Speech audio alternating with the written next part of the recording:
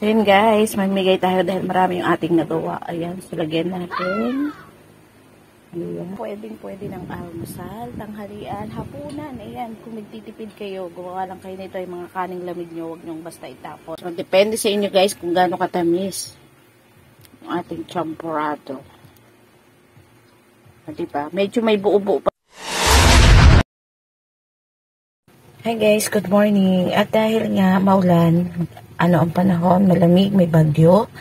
Ayan, so yung kanin namin kagabi, hindi kami nakakain. Bali, sinain ko nga pala ito ng umaga pa lang at hindi ko siya nilagyan ng suka.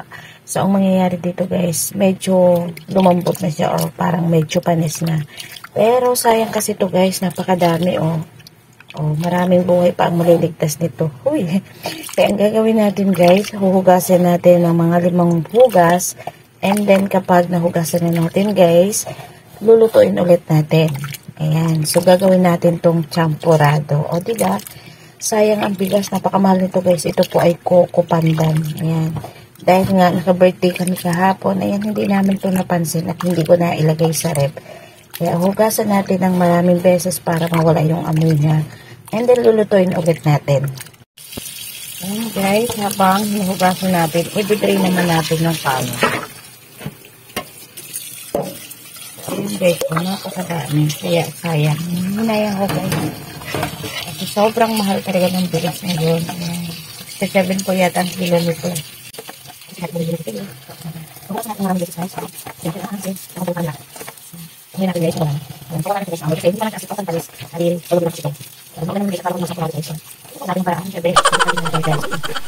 Malinisan yung ating kanin. Ayan.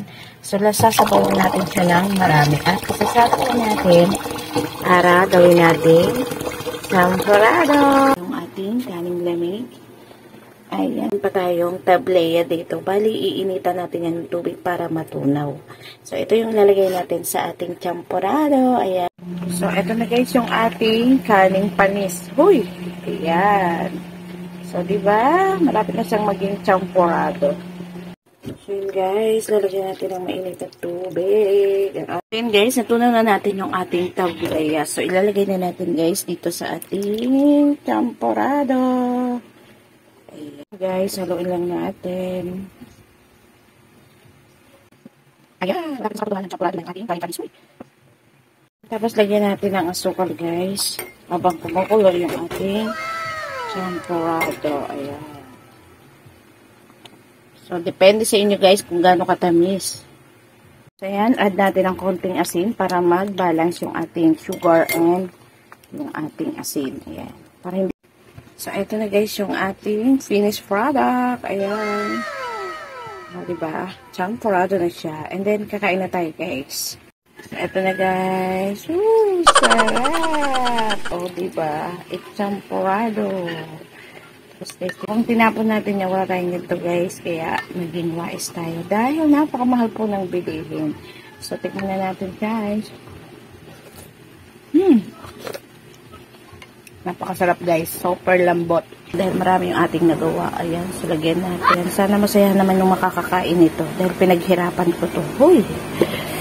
Pero lang guys, di ba, pwede ng almusal, tanghalian, hapunan. Ayan, kung nagtitipid kayo, gumawa lang kayo nito yung mga kaning lamig nyo, huwag nyong basta itapon or ipamigay or pakain sa aso. Makakabuhay pa to ng maraming buhay. Dito.